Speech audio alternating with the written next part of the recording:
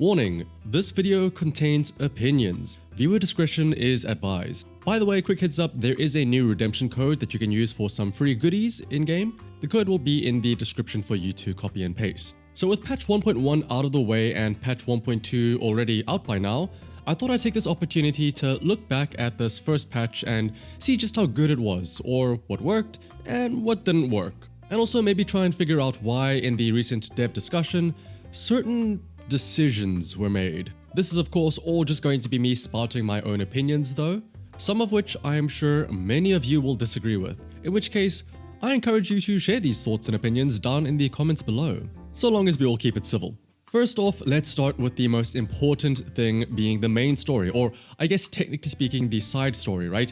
Since the entire time, the undercover R&B was advertised as a side story. Now, I'll admit, my thoughts of a side story were very different from what we ended up getting in actuality. Don't get me wrong, the story we got was really cool. It also had some nice animated scenes as well. But my biggest gripe was that it really was just a Jane and Seth story in the end. I was sort of expecting this to be like chapter 2 interlude where we got to help out the other NEPS members like how we helped out Shuyen and Qingyi, but we as Phaethon were barely involved in the story at all, besides like giving Jane one videotape for one of the goon members. At first I thought that after Seth was captured, maybe like Qingyi and Shuyen would come to us or come to Phaethon and say, listen, we need help exploring the hollows, who can help us find the gang or whatever. But I suppose they did want us to experience the story from Jane's POV, right? Mainly so that we could all stare at her model as we walked around her. Don't lie, I know you all did the same thing. Now, to be fair, exploring the hideout through Jane's eyes did give us a little bit more of an insight as to what she is as a character, you know? She's more than just the sexy seductress, but she was very resourceful and knowledgeable about like medical aid and stuff like that, and was able to make those conniving plots, right, where she fed Seth a bunch of water to flush out those muscle weakener drugs in his body or something like that. But yeah, I guess I just expected more from us as Phaethon, I suppose.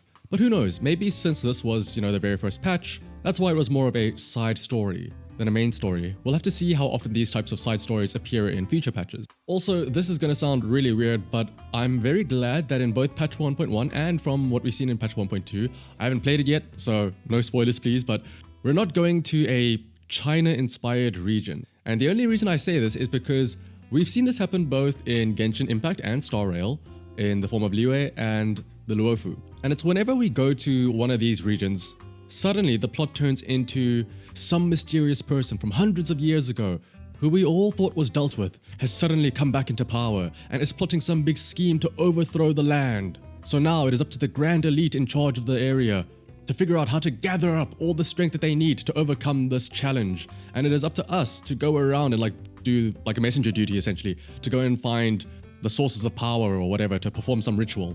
Meanwhile here, it's just patch 1.1, undercover cops. Patch 1.2, biker girls in a race. I like it, it's simple. Again though, I know maybe some other people might actually enjoy those types of stories instead though. The other story is of course Qingyi's, and honestly, that felt just as good as the main story, even though that was technically speaking an agent story instead. Of course for me the highlight is that we do actually interact with Qingyi ourselves. But more importantly though, we come to something that I think is going to be very controversial, and that is that I think the TV section in Qingyi's story was pretty good. Getting to move around and capture all of those bangaboos was really cool. Now, this is a bit topical as well, as in the recent dev talk, they did mention specifically that they are trying to focus more on having the main story be less TV focused and more agent walking around focused, similar to Jane Doe's story in 1.1. So here is a good way to compare them, right? Qingyi had some TVs, Jane's story had none at all. And I get it.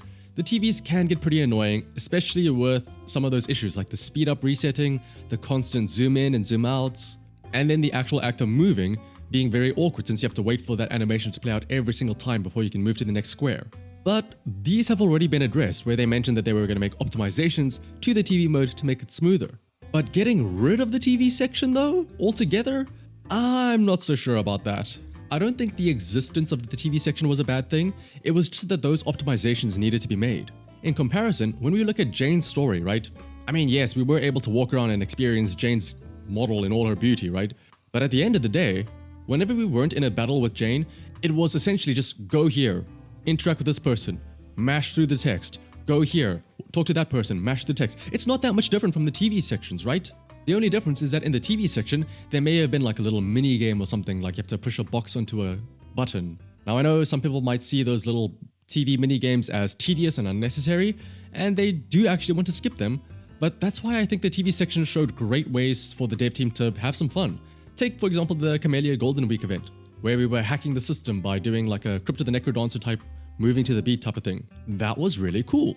Now I know I don't speak for the player base at large here, but I'd like to think that when the TV sections have something cool going on like that unique story or a mini game, people like it. And it's only specifically the weekly slog of having to do it multiple times for HSAHLWFEFE Zero, especially back before they reduced the amount of times you had to do it. I think that is where the big TV hate comes in.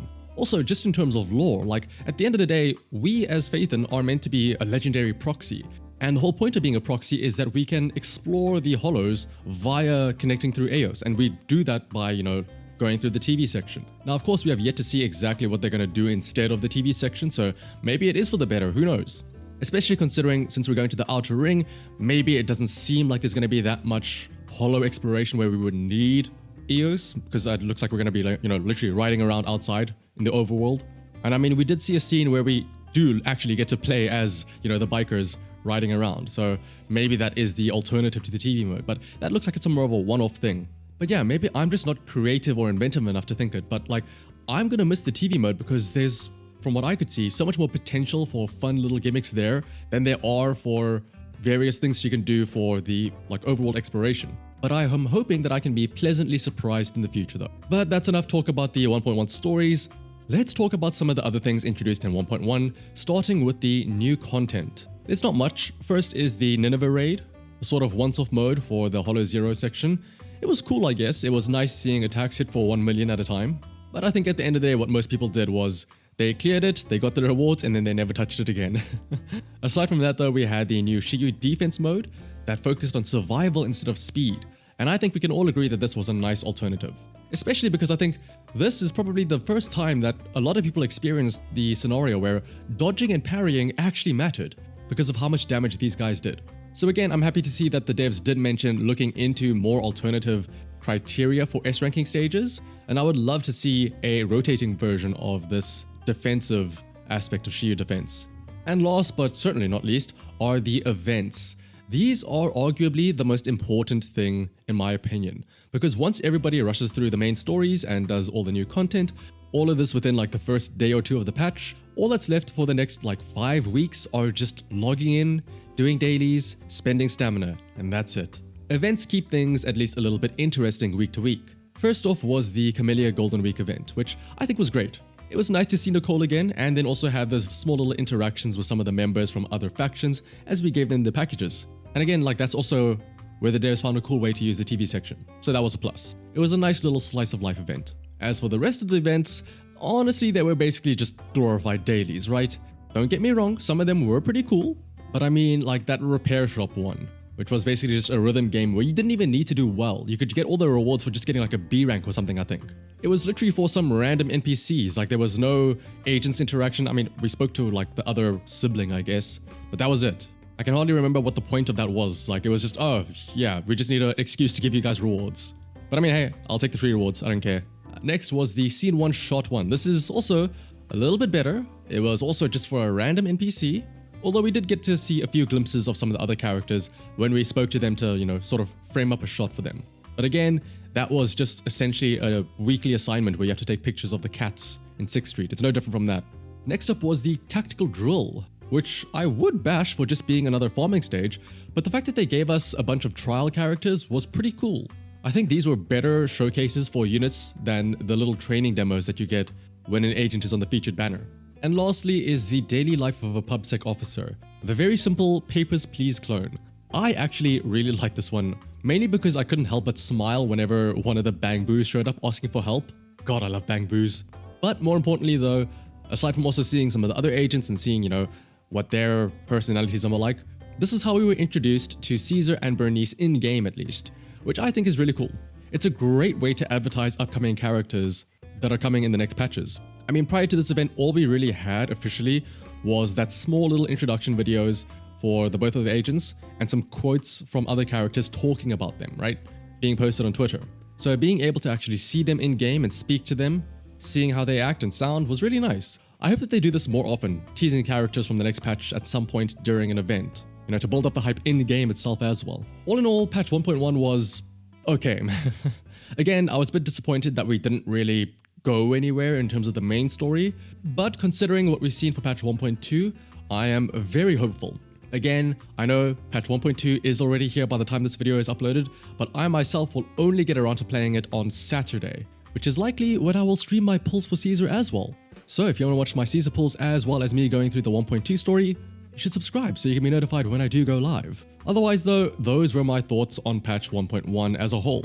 I didn't want to bring up Chingy and Jane Doe's banners because I'm sure everyone has already talked about them to death and back, and also because not everyone may have been pulling for them or really even cared for them, so it's hard to mention an agent being a big draw for a patch, when for some people, in terms of pulls at least, this could have been a completely skip patch altogether.